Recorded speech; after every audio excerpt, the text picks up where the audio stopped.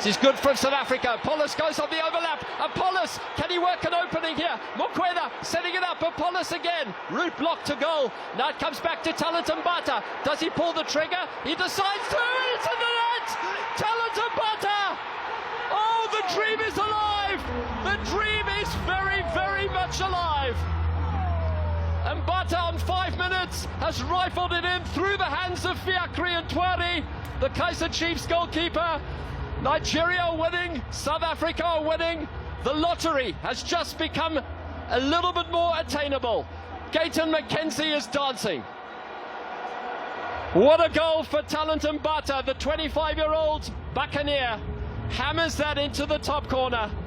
And South Africa have the lead just after news had filtered through that Nigeria had taken the lead. And Paulus does so well. And Mbatha works it onto his right boot. Bit of a heavy first touch, but right through the hands of Ntwari.